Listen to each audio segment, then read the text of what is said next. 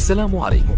لا تنسوا الاعجاب بالفيديو والاشتراك في القناة تشجيعا لنا لنستمر بنشر المزيد إن شاء الله.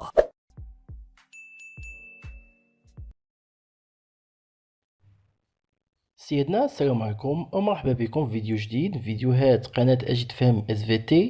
موضوع اليوم الجراثيم أو الميكروب بالنسبة لمستوى الثالثة إعدادي مسلك دوري.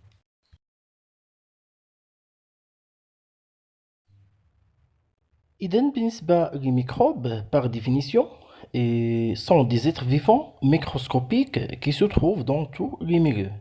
يعني أن الجراثيم هي واحد الكائنات حية متيمكنش نشوفوها بالعين المجردة، يعني خصنا ميكروسكوب باش نشوفو هاد الجراثيم، و تيعيشو في جميع الأماكن. إذا لاحظنا مثلا عند ملاحظة ليزوستانيونت أو المياه المتسخة نجد ما يسمى بالبروتوزوير، يعني الحيوانات الأولية.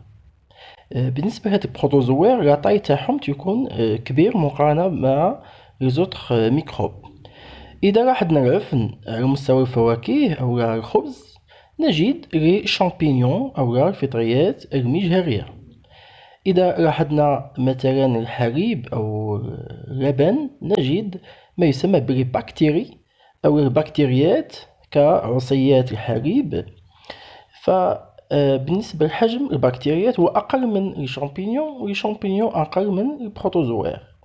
بالنسبة إذا لاحظنا المخاط على مستوى شخص مريض بمرض مثلا كوفيد 19 نجد ما يسمى بالفيروس، هم أصغر جراثيم مقارنة مع البكتيري والشامبينيون والبروتوزوير. دونك عندنا 4 تيب ديال لي ميكروب: بروتوزوير، شامبينيون، بكتيري et فيروس.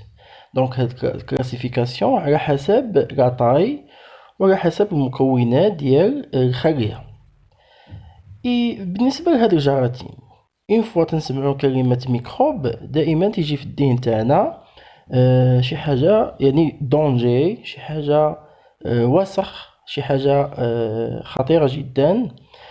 فكلمة جراثيم تعني كما قلنا سابقا هي كائنات حية تعيش في عدة أوساط، فنجد جراثيم نافعة وجراثيم غير نافعة. إذا عندنا لي ميكروب utile كوم اكزامبل ديال لي بكتيري اللي عندهم واحد الدور مهم أنهم تساعدونا بتحويل مثلا الحليب إلى اللبن.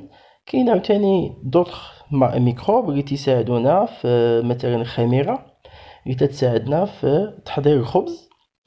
وعندنا دي بكتيري باثوجين يعني انهم تسبب لنا امراض خطيره جدا كفيروس كورونا اللي تسبب لنا كوفيد 19، وعندنا فيروس VIH اللي تسبب لنا مرض السيدا.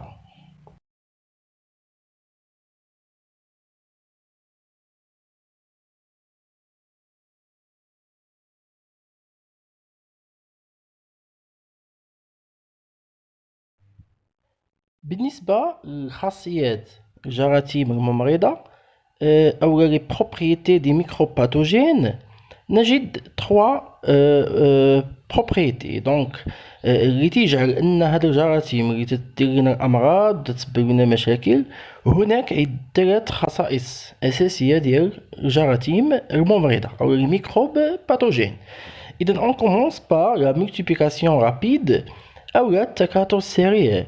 مثلا البكتيري أن تكون عندي بكتيريا وحدة ممكن أنها تنقسم إلى 2 ثم 4 6 8 10 إلى آخره، يعني هناك تكاثر سريع في حالة وجود ظروف ملائمة للتكاثر.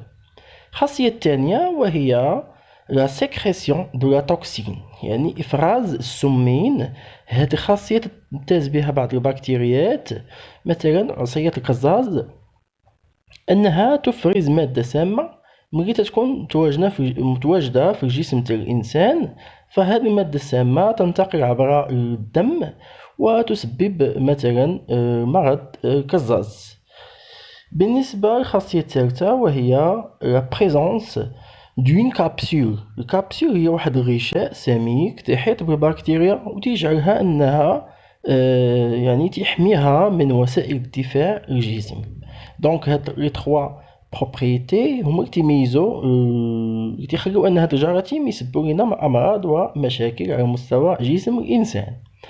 بالنسبه ل مود دو مولتيبليكاسيون شي لي ميكروب، يعني طرق تكاثر هاد الجراثيم في الجسم، في جسم الانسان مثلا نجد الديفيزيون بينير. هذه القضية تتميز بها بعض البكتيريات، فبكتيريا واحدة تنقسم إلى بكتيريتين.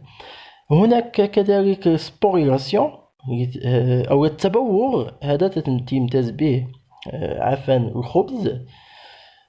لدينا البورجيونمون أو التبرعم تتمتاز بها الخميرة. وعندنا كذلك التكاثر داخل الخلايا أو الانتيريور دي سيلول.